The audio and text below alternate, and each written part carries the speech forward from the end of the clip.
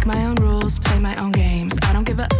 Hi, I'm Rey. And I'm Steph. And this is the SciComm Hotline, where we gossip about all the cringe and exciting ways science is communicated in real life. So let's bring the drama.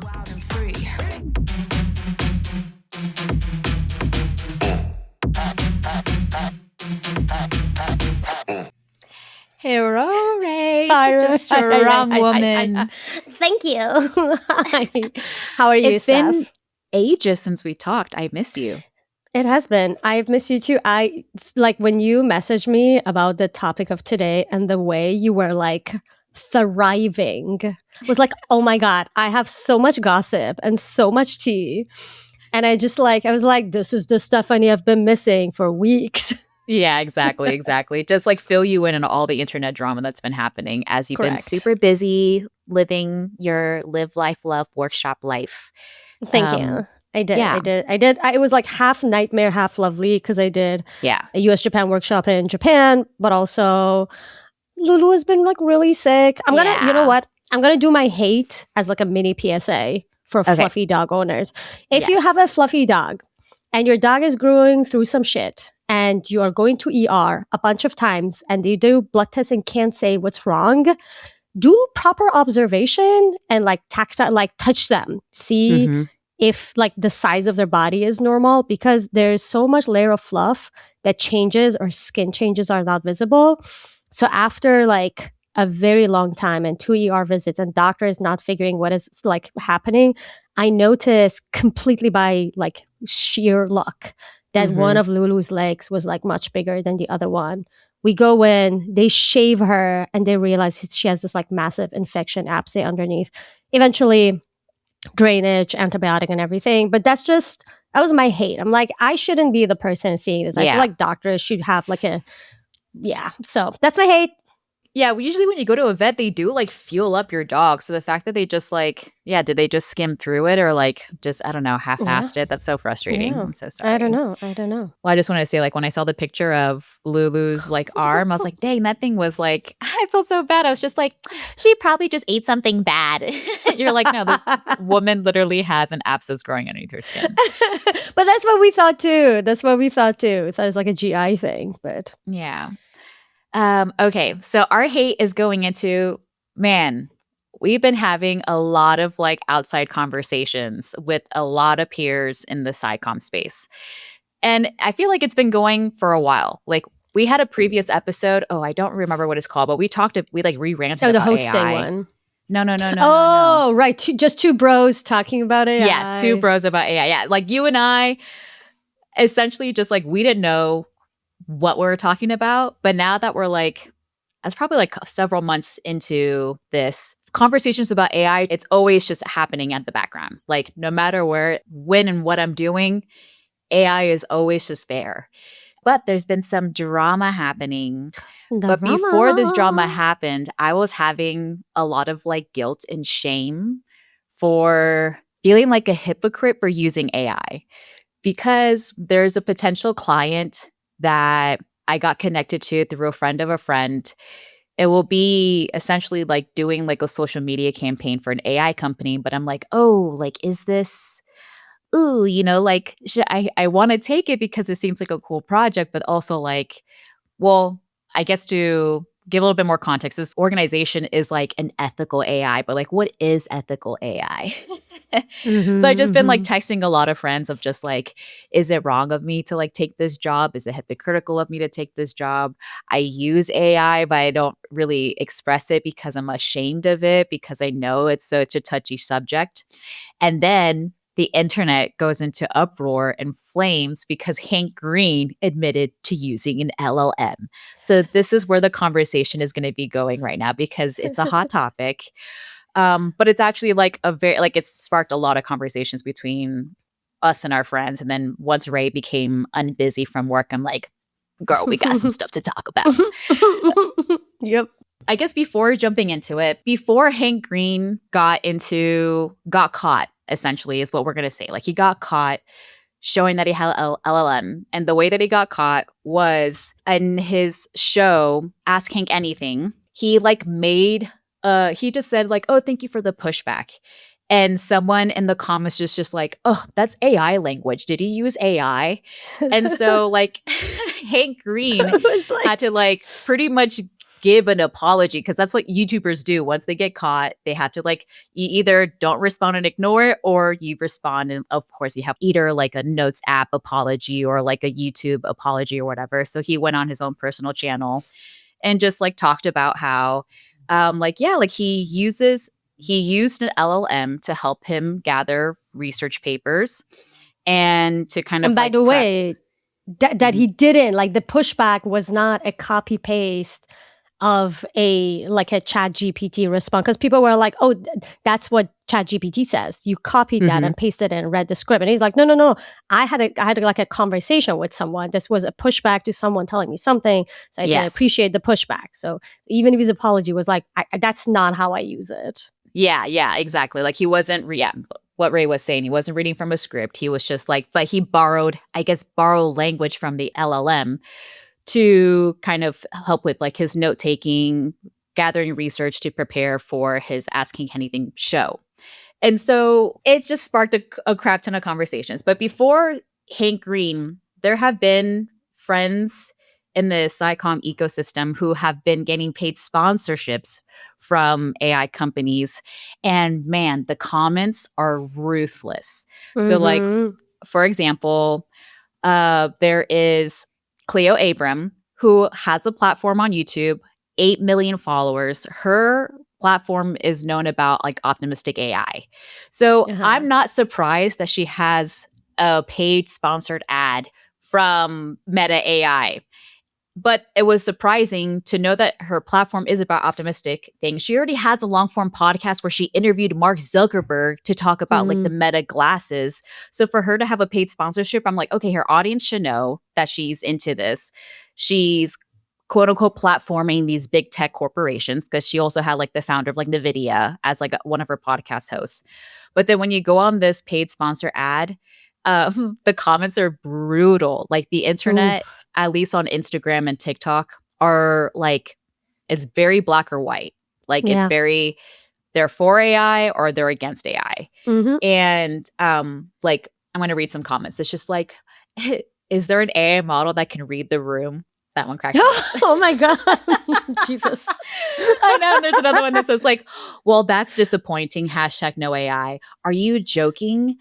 It's like, mind you, the heat dome we just went through is because of the AI data centers.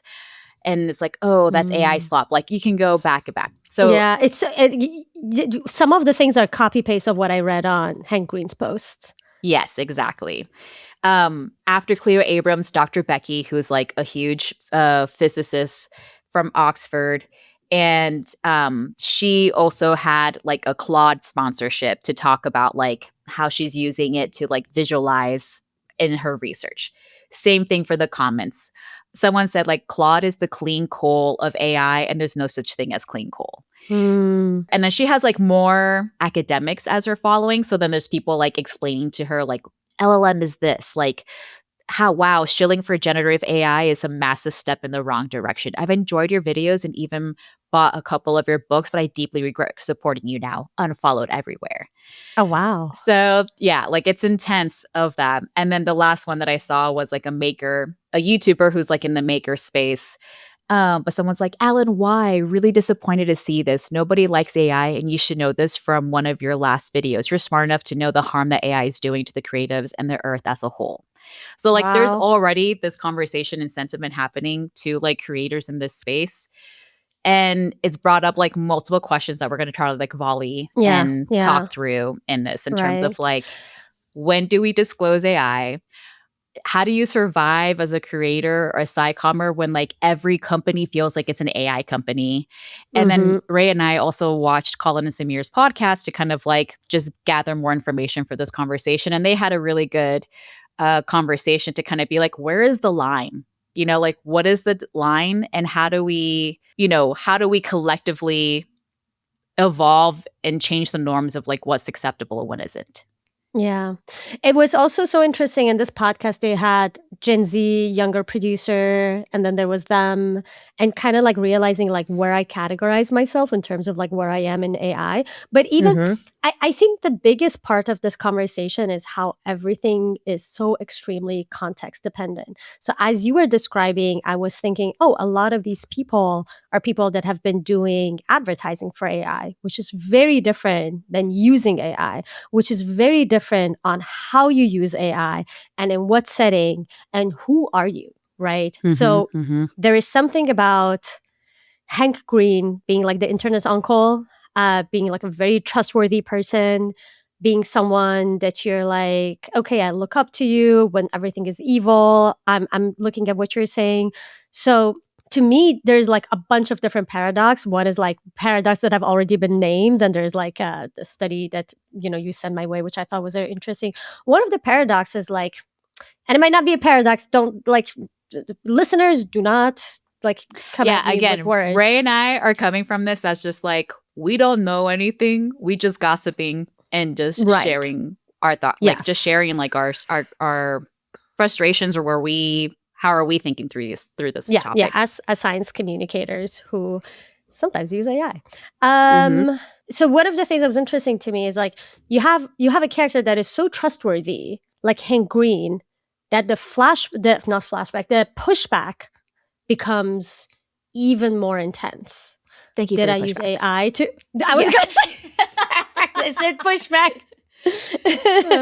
But like the bigger this man is, the more trustworthy it is, the more unforgivable he becomes. Even though you kind of think, oh, if you're very trusted, when you make mistakes, it should be more forgiving because people know your heart. However, at the same time, you see a lot of people putting their names like in jeopardy and protecting him, right? So like I was looking at like Joe Hansen, Samantha Yami, like all of these people were like commenting. They were like, this is a good man. He like put his life to teach people and educate people, and he wrote an apology. Like, yeah, he built a platform and set the standard. Exactly. And he provided like free education to so many people. So many people grew up with his education and learning and all of that. So to kind of like ruin him the way some of these conversations are going is just not, in my opinion, fair. And it sets precedent for something much bigger. And that like is what is the psychological safety of our community. We talk so much like in organizational context and stuff, right? Can people admit failure? Can we bring up ideas? Can we experiment with new ideas and see where it goes? And if it fails, then we're going to be like, okay, this didn't work. How do we change it? As a lot of influencers, creators, freelancers, our offices, our organizations are these like online communities. So when one of us, especially one of us that has been such important contributor to this like organization, is experimenting with something new and is figuring out what the boundaries are and what is helpful and what is not and how people perceive it, and they make mistakes or not mistakes or all of that, and then they admit it and they want to talk about it, then that amount of shaming, especially it's the shaming that is my problem, not only is causing more people to be like, well, I guess I'm not disclosing anything that I do because obviously I'm going to get completely, pushed to the fringes and people would hate me and I would lose trust, but also gets to this whole problem that you sent me the paper on, and it's kind of like this paradox of transparency. Yeah, say the title of the paper. So the paper is AI Penalty and Disclosure Paradox: Trust, Authenticity, and Knowledge Uptake in AI-Mediated Communication. And the paradox is kind of like, as a community, we ask for more transparency. We say we want people to be honest. And once they are honest and transparent about their use of AI, we're like, well, I don't trust you anymore. So it makes people be like, okay, I guess I'm not going to disclose this.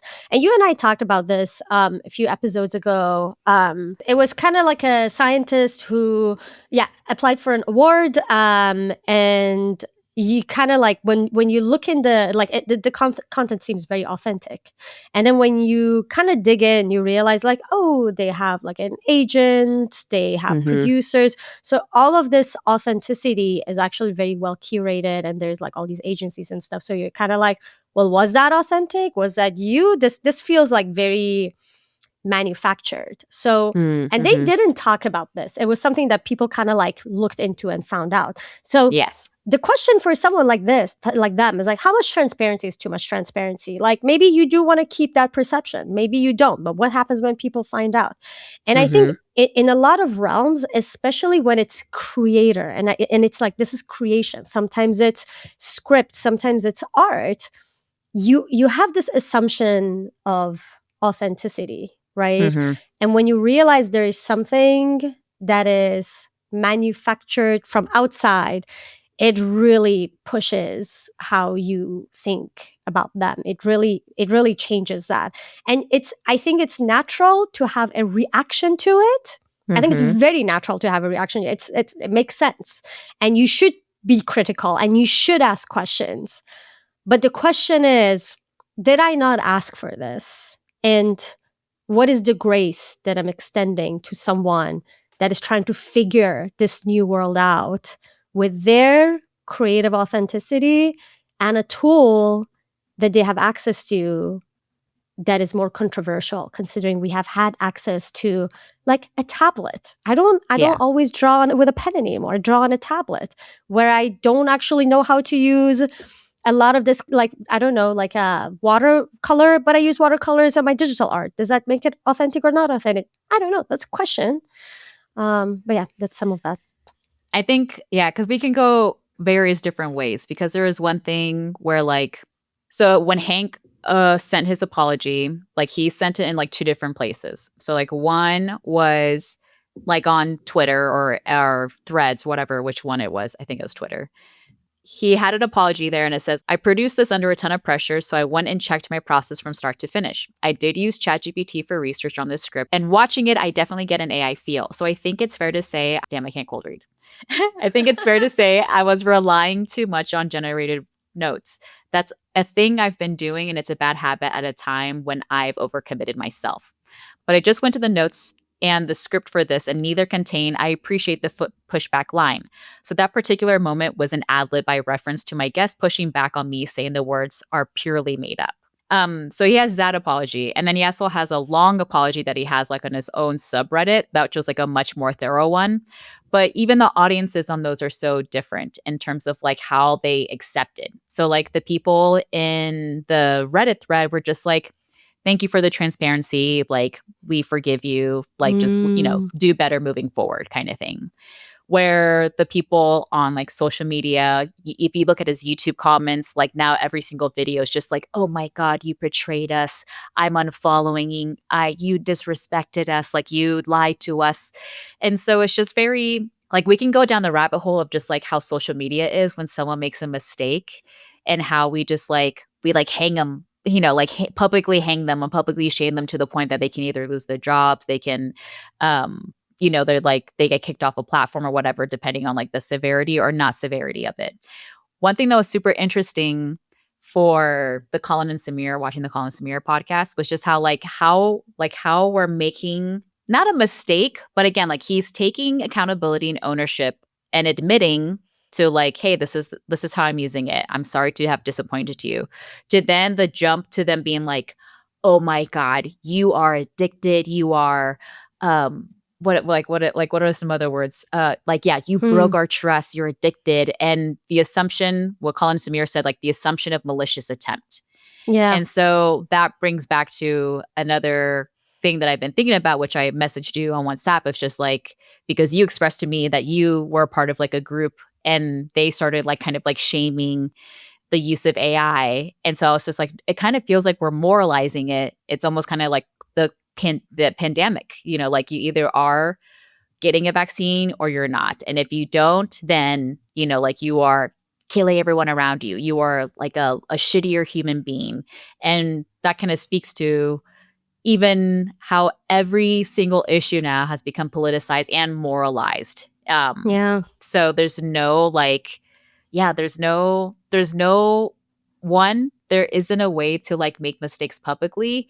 And we want to change our minds. But then if you change your mind, then also like it comes with scrutiny and shame. Yep. That is literally, I appreciate that, like the comparison of like this with vaccine rhetoric, with all of those kind of stuff, because it's constantly this thing of like, well, do you want parents to get vaccinated? Then maybe don't shame them before or after, like help them make those changes. Because then if you shame me, then I'm like, well, if I change my mind, I'm admitting that I was a shitty person, then I can't come back from this, right? But the other thing that I thought was interesting, what you said about the comparison between comments and Reddit and social media, where I was thinking, oh, if someone hears our conversation, you have people that listen to our podcast, our full podcast, and kind of know us better, versus people that might see just like a snippet of this conversation on social media, right? And, and the question is what kind of audience that is. Is it an audience that is more invested in hearing more, learning more, seeing more, knowing more, and knowing our background, versus I don't know what this is. I'm not going to read more. I'm not going to learn more. I'm just going to say immediately what I think. And I think Reddit is overall a more engaged space. Like it takes like, I think like it's one of those spaces where you have to like, it's not just like, I'm just going to go in, write a comment and be gone. It's like, no. You have to find this post and you have to like, register and be there. It's not. It's deeper like community engagement. Yes, and a little more work, to be mean. Right? It's not just like, I'm just going to write and get out of here. Same thing is like, if you're like, the next level of that is like, none of these people, if they were in front of Hank Green, would talk to him like this. None of these people in front of Hank Green would talk to him like this, right? Yeah. It always reminds me of like when Mamdani and Trump were standing next to each other. Right? And it's like, it seemed like a very like civil, normal conversation, versus then it's like on interviews, then it's on social media, it just like becomes exponentially very different. Yes. And I do wonder what this like, the more like barriers you have between two people, whether it's on platform, social media, in person, just kind of like makes the conversation like less forgiving and less empathetic and less complicated and nuanced. Yeah, because again, it goes into like who are the loudest voices, and it also gives us kind of like a false sentiment of how people feel. And so like, so me trying to like work with this like AI ethics company, and they like wanting to like push a movement, but it's just like, okay, but like everyone on the internet hates AI. So it's just like, why do we want to be on social media to like push this movement? But then there was some pushback there in terms of like, well, like that's just like the loud voices. There is, because there's so much shame around it and people aren't admitting it, there are people that are kind of like either, we have the extremes of those that are like super avid users, but then there's others that are like, hey, it's incorporated into my work. If I don't incorporate and use this in my work, then I'm going to be left behind. Like there's you and I, like we are casual users of this, and I'm afraid to admit it, but it's become part of some of my workflows for some of the things that I'm doing. And I've even had friends that I've like hired to like help me for stuff, like be upset that I'm like using this. There is an underlying audience that are using it, that are curious of using it and want to know more about it, knowing that is like, this is the new evolving tech. It doesn't seem like it's going anywhere. But I understand the bigger context of just like, there is negative, like, like what that comment saying earlier for Dr. Becky is like, there's no such thing as clean coal. And so like, we know the environmental impacts of it. And that's where like the morality is coming in. At the same time as like tech, like new tech is always going to be pushing boundaries. And so where I think the conversation comes in is just like, okay, there needs to be guardrails. There needs to be regulation around it. And we're learning like with every single thing that we always do, like the innovation always come, and then the ethics and the ethics, the guardrails, what was the word that I just used? I don't know what other word I'm looking for. Like policies, all that always comes into play. Regulation. Yes. Always come like after, because we're like learning as we're going. And I think that's what's the scary part, is that there's no regulation. Right. It's just growing out of nowhere. Yes. And lobbying that causes for there to not be further regulations and limitations. And, and then there's another thing of just like again, like big tech is in charge of everything. And this is another big tech innovation that like is seeping in and continuing to have power.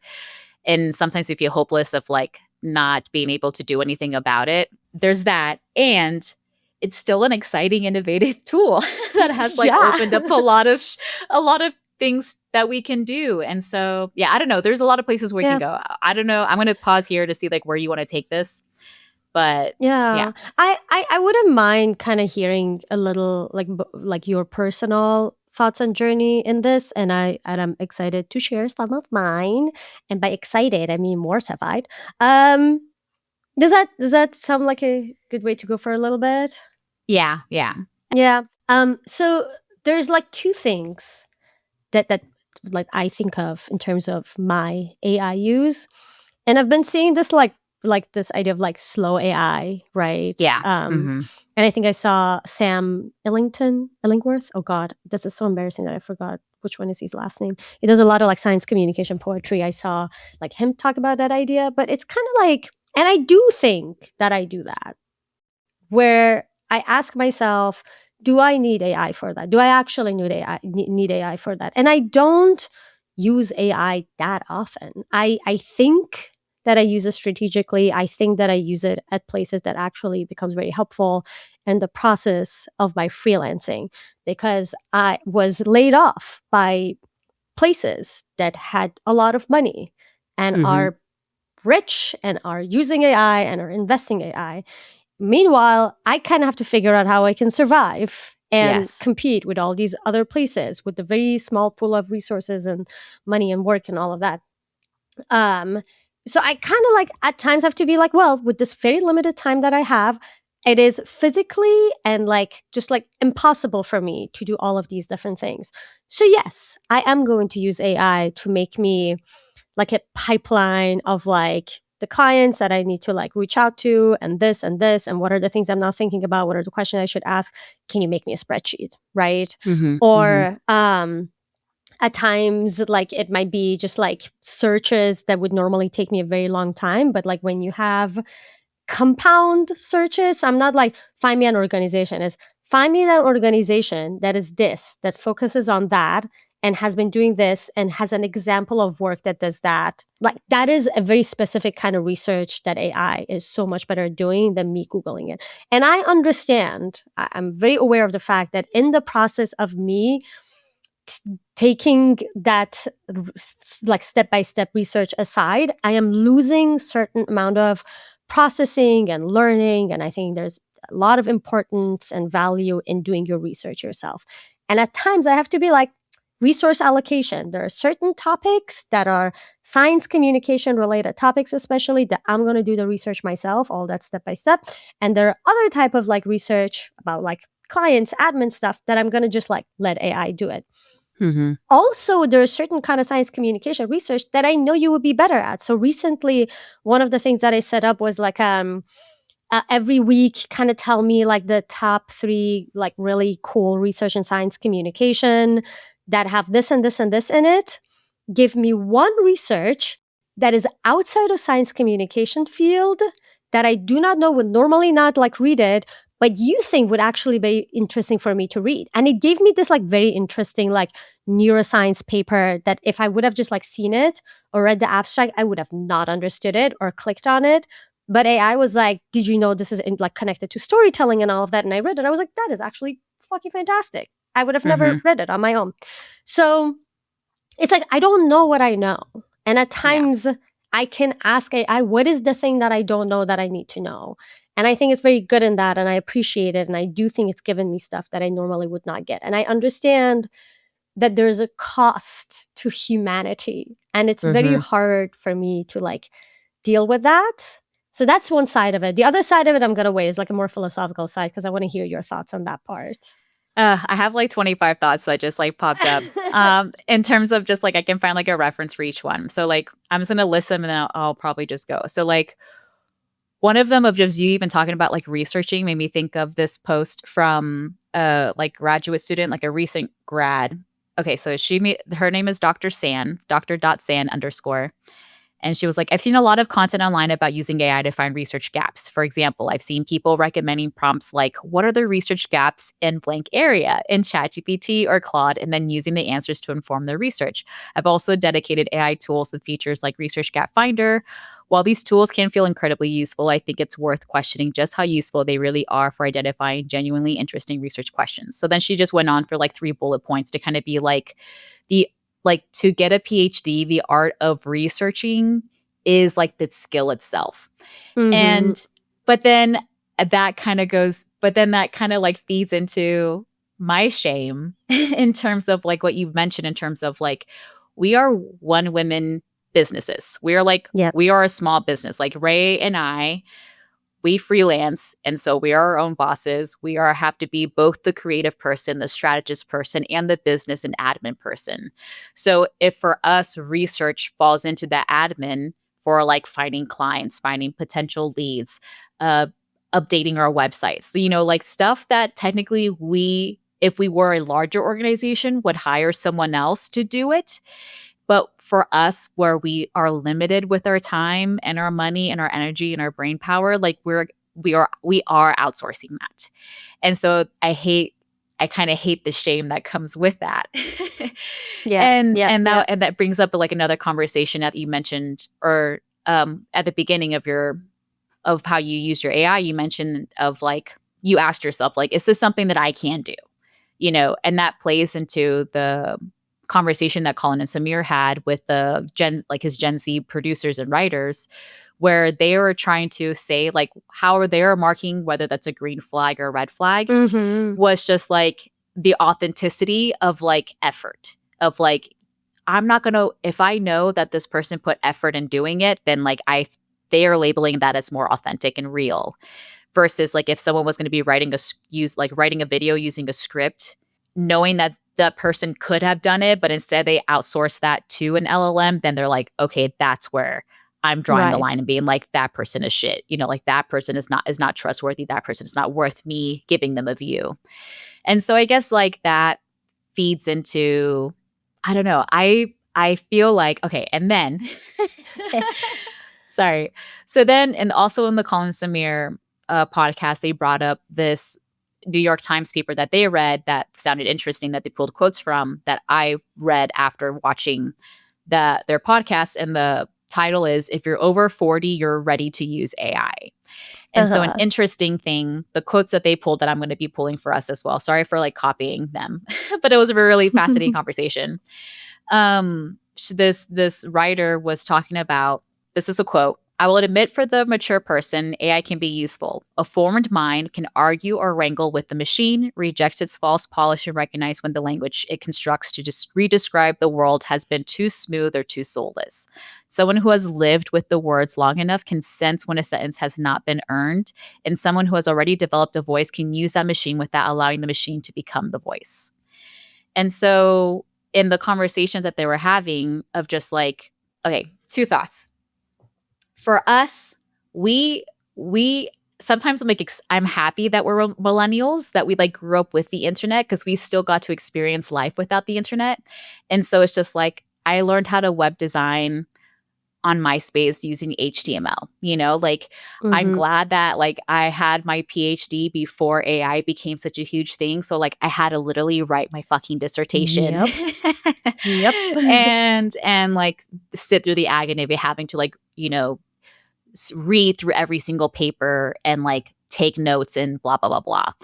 And then also just like teaching myself how to edit with the tools that we have now. And so I feel like I've like built enough of the skill set to like have a little bit more, I know, and now I'm feeling this is an excuse, but the way that I use AI though, it's just like, okay, I'm helping build scientists' websites. Now I help it like summarize some paper so I can like, or write copy for their websites. I used AI to like help me pull quotes from like transcripts because I only had 2 months to turn around producing 30 videos for a large state client. I used AI to like help me revamp my resume to be like, hey, these are the projects that I've done. How can I make my resume stronger? Can you tailor, this is a job posting that I saw. Can you tailor me an objective that I can put up? Cover letters are like a pain in the ass. And so I used it to like write my cover letters. But then I noticed too that there's another quote that came up in this paper or on this article. And so it's just like, okay. And she's talking about how why she's advocating for people to use it over 30 or over 40 instead of people using it younger who haven't gone through the pain of doing it. So the quote says, students seem unable to resist the ease that large language models provide them to wrestle with and craft their ideas and are incapable of tolerating the discomfort of searching for language when language can be produced for them. They also seem unwilling to stay inside difficulty long enough for the difficulty to teach them something that they will probably never learn any other way. There is something drug-like about using AI, not because it produces pleasure, but because it removes a particular kind of pain. A person who grows up with AI may never know the necessary agony of a blank page, the false start, the dull vocabulary, and the private embarrassment of a first draft. A student who relies on AI too early will most likely never sit long enough with the confusion to distinguish it from failure. And I like really resonated with that, and that really fed into like my shame because like I feel like my biggest pain point or my biggest weakness is writing. I hate writing. And so for like every project that we've done, like when I produce science shows, like I'm hiring a writer.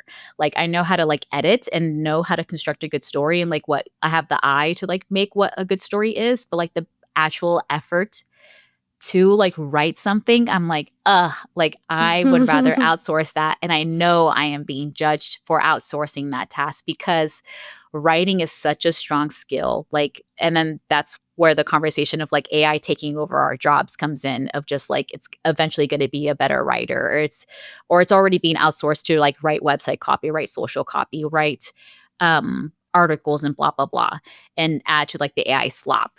But yeah, so I felt like shame and guilt of just like, yeah, I am outsourcing that task. But like as someone who is managing like 10 different clients to like feed myself, like I would rather put my energy in being creative and like the design stuff and like the technical stuff that I do in terms of like editing videos, motion graphics, designing a website, rather than like the pain point of just like, fuck, I have to write a cover letter or fuck, I have to like read this research paper to like write website copy for this client. And so that's where I am. Yeah. And I would, for clients listening, you're still not writing your video scripts with AI. You're using AI to help you go through less pain as you write it. And I think a big pain point for a lot of people is like when a script is written by AI. Like it's not, I use it to help me with research or help me to like pull quotes or like maybe like it helped me figure out if this outline is correct. Did I miss like anything in structure? It's like, no, this was written by AI and you see it and you're like,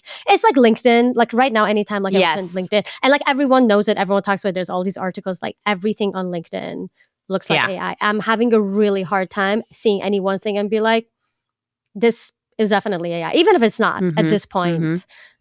Which is, by the way, another part of like how AI has taken away some of our ownership of certain language, like M-dash or... Yes. I used to love using the M-dash before now.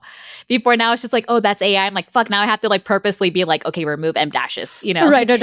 Or like, was it like, it's not this, but it's not just that, but this, I love saying, it's not just this, but this. And I'm like, I literally had to, when I was writing like a cover letter for something, at the end, I was like, this last sentence sounds like AI. I did not write this with AI. I just love using it. I was like, this is like really meta that I have to like explain this. Yeah, and it's also interesting with like going back to like Hank Green of just like thanks for the pushback. It's like LLMs borrowed from us. It learned from our language. And so now to say that like, oh, we're using AI as that language, and it's just like, I know it's like a predictive model and it's going to use like the best like probability of like using the best words ever.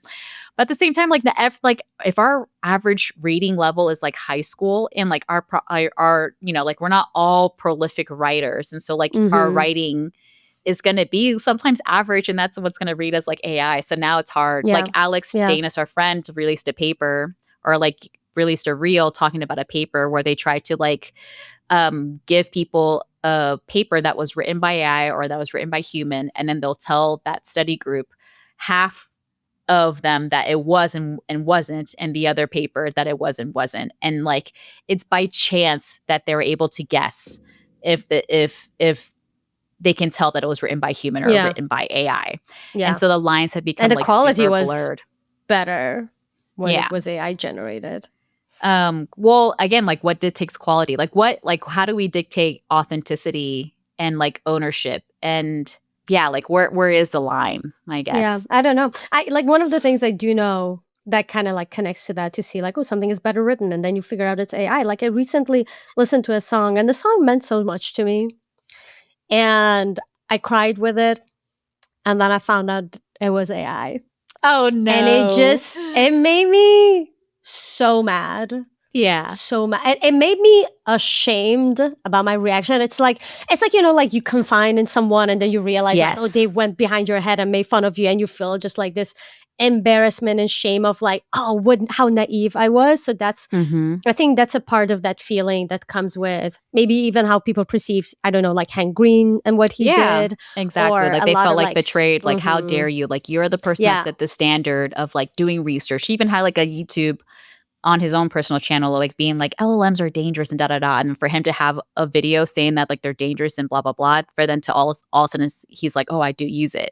It's like, damn, you know? Right. So like the question is like, at times I'm like, maybe it's less about the creation and the creator and more about how I feel about this all. So that's one thing. But the other side of it is, this is like against the use of AI kind of in anything. This is more a personal philosophy that I also like shared with you and Alex, and I think it resonated in some ways. So I was at this US Japan leadership program, and there's this one person, his name is Utah, and he does a lot of like tech work but also craftsmanship work. They have a craft shop in Kyoto, and they work with a lot of like old Kyoto karate. It's like when I came back from it's like when I came back from Hawaii, and I was like, so when I was in Hawaii at Paris. Okay, I'm gonna stop. Also Iran, not Iran, for anyone listening. Not Hormuz. Strait of Hormuz. Oh, Hormuz. Well done. Kebab, not kebab. Okay, this was my last one. So he works with a lot of craftsmen in Kyoto, and one of the things that they do is like, they're like, okay, we, for example, when we work on chairs, right? You can scale up chairs. Like you could, I don't know, you can be like IKEA, just like assemble all these different kind of like chairs, sell a lot of them. But what they do is that they don't do assembly lines. They have like one craftsman, and they work on like one chair. They like spend a lot of time with it. They go to like clients' houses. They just like see if this chair fits in there. They polish it. So there's like all this like very slow, intentional work that goes into it. And the way they think of scaling up is in very different ways. So that, like one of the things he was saying is that we work with the people who like basically are working on where the wood comes from. All like we make sure the forests are healthy, the wood coming is healthy and is thriving and all of that. And so that's like one side of scaling up from like the source. And the other side of it is like, this chair will stay in this house probably for generations and is appreciated for a generation and lasts for a generation. That's another way of thinking that. And I was hearing just like all these conversations that are like craftsmanship from like a lot of people in the room, and him. I thought, I do think of myself as a craftsman, even though we work in communication and strategy. I like to think we are crafting these stories and connections and strategies and everything. And I actually really, really enjoy the time I spend with people, like ideating and talking and going back and forth and figuring out, who are you? What is the right story for you? What is the right strategy? What is the right tactic for you? And the flip side of that was that for the longest time, actually the past few months, I've had a little bit of this AI FOMO in science communication, where I've been feeling, oh my God, if I don't integrate something really smart and cool about like AI in the science communication product that I have, like some sort of a tool that would scale up my strategy so that more people have access to it. Because there's even been science communicators that have done that have been like, oh, I did something that can like help you like write your captions for you, or like something that can like make you post this and that. Right. So there's a lot of that stuff happening, and I've been having this like peer pressure dash like FOMO that, oh my God, they're going to get all these opportunities and they're going to scale up, and someone's going to ask them like, what are you doing with AI? And they're like, I have made this cool thing that is doing that. And I'm going to be like, no, I'm in my craft store and I'm doing this like on the side, like building these relationships. And I think hearing that, I'm like, you know what? I fucking love IKEA. Half of my house is IKEA. A lot of them even have like a lot of emotional meaning for me. I think people can be craftsmen and make these scaled up assembly lines, and that is okay if done ethically. And I think it's okay for me who enjoy the craftsmanship so much more. Like, I hate wanting to work on this like AI software. I don't want to touch it, but I feel like I need to do it, and I don't want to do it. That's why I haven't made it properly yet, because I don't want to touch it. It's okay for me to be like, that's my scaling up. I am gonna work one-on-one, deep and slow and with intention, and polish my relationships. And my scaling up would be the impact I would hopefully have on one person and another person and another person. And this would go for generations, I hope.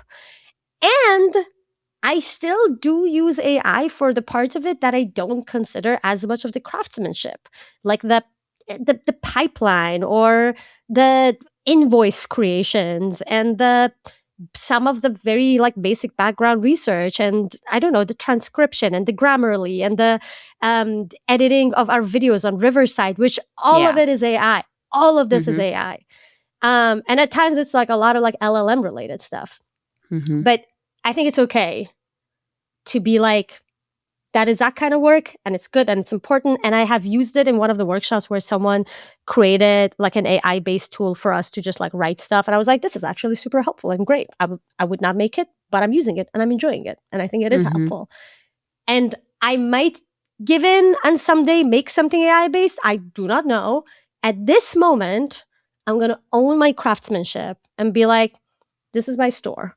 This is my storefront. You can come in and we will sit and discuss your chair. Yeah. I have so many thoughts.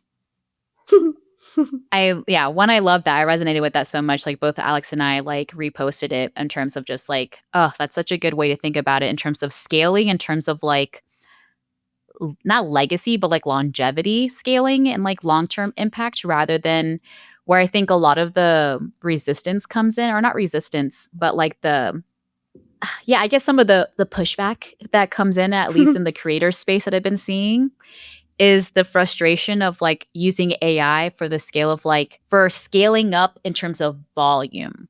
So that's where like the AI slop comes in. And so like even with like Hank Green's apology of just like, hey, I felt the pressure to just continuously be like churning out content. And so that's where like people have decided to like outsource a lot of like the creativity stuff that could be stuff that they're having to put effort in.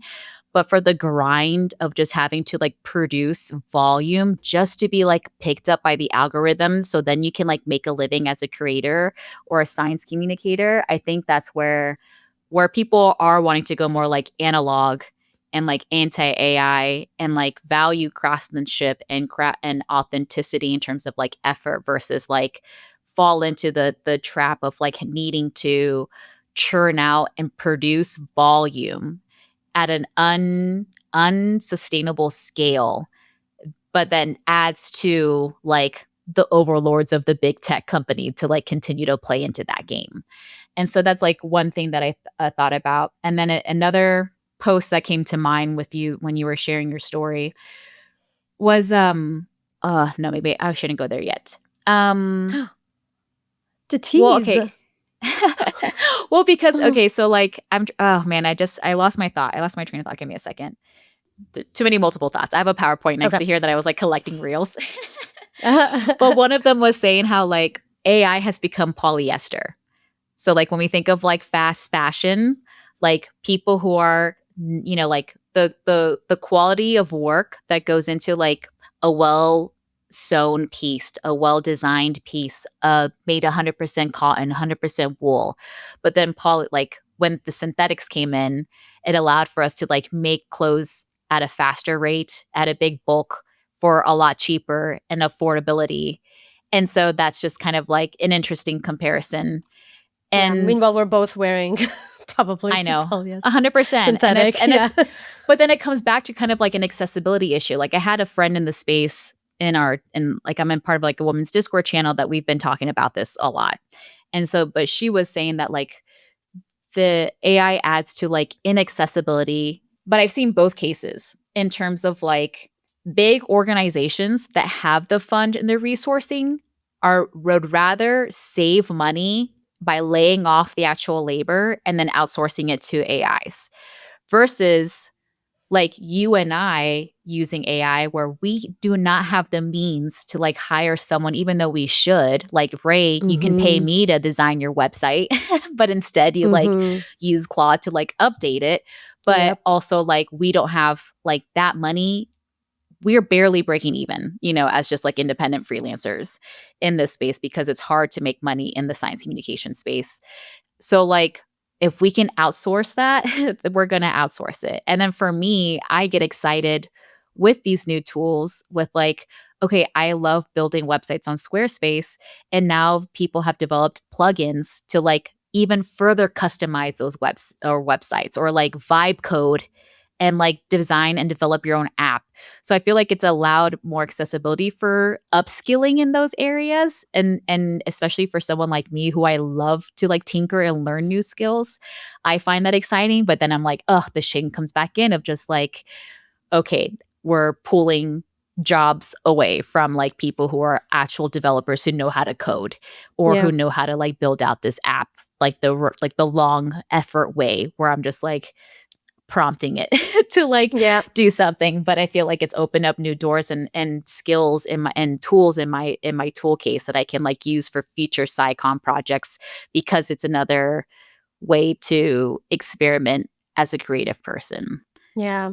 I can I go all the way back to what you said in the like much earlier? Because what you also remind me is kind of like, okay, is it on me to be able to like, can I afford to buy this t-shirt or something that is craftsman made and is much more expensive? And it's kind of like, okay, how can we build a system where you, and I'm making this up, like you subsidize craftsmanship and reduce the amount of like, synthetic stuff you're making that's bad for the environment. So, but, and that needs a systematic change and it needs regulation and it needs subsidies and it needs a lot of that.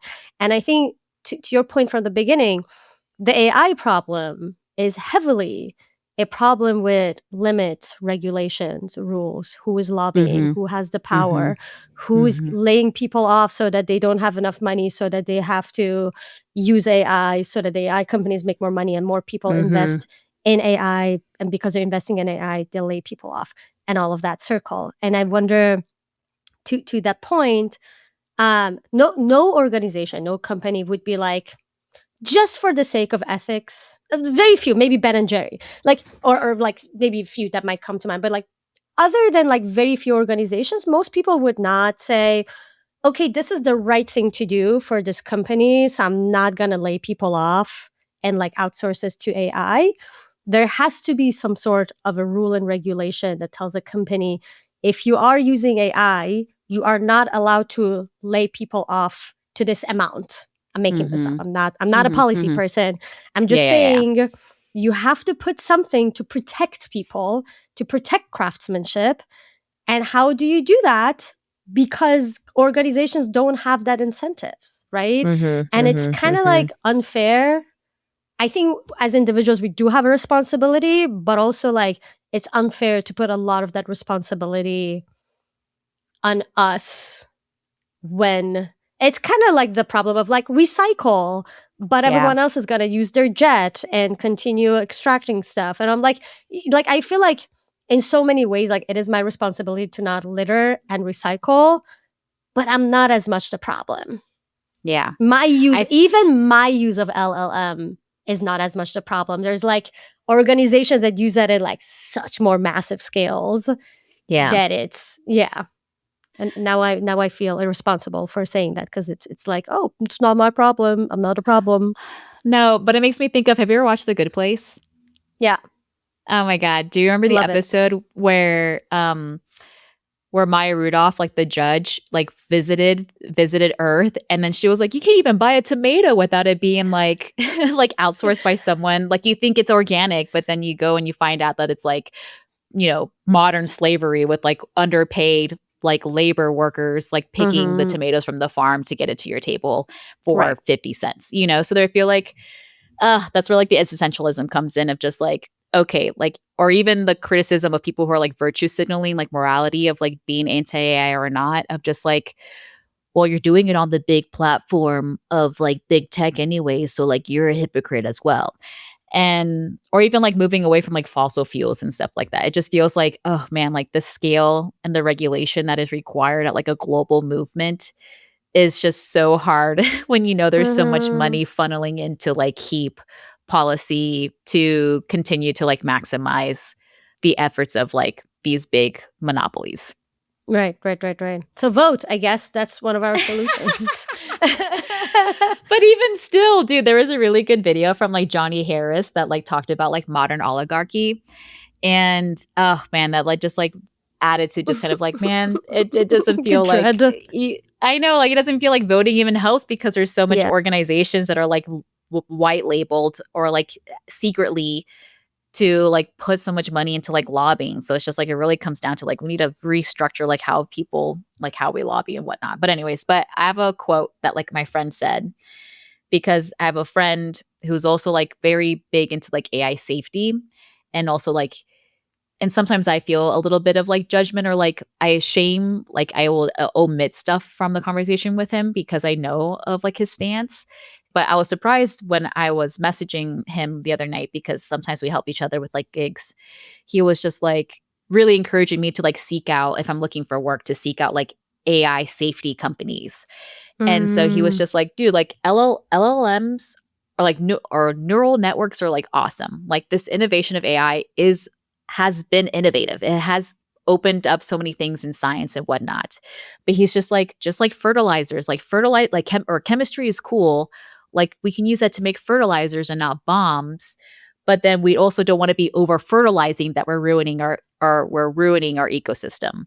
And so it's just like, oh damn, that's like a really cool, like I like that analogy.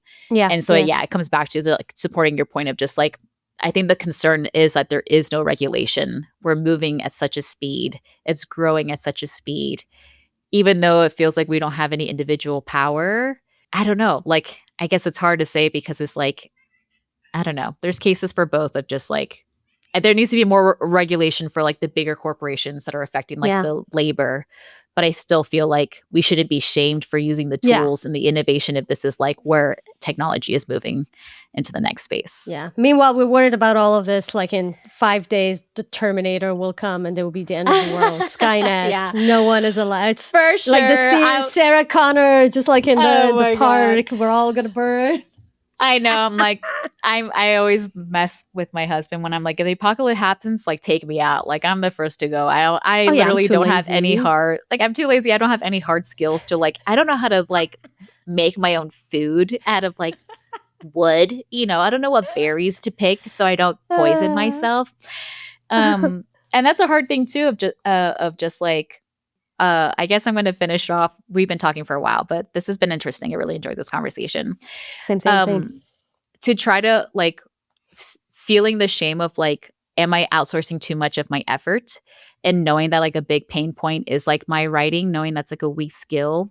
I'm just like really trying to like intentionally be like, okay, like do I need to start doing script writing classes or like writing classes again, just to have a space and like guardrails and a prompt to like help me work on that, and be like intentional about it. And I'm also reading this book called The Artist's Way. Have you heard of that book? I literally have it sitting here because Sonia, Lee, our friend, and Gunjan Menon were talking about it. And I was like, I want to be one of those people. So I bought it, but I haven't read it yet.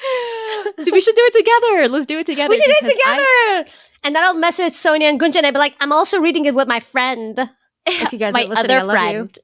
My other friend. I love you guys. Yeah. I'm not cool enough to be in that group chat.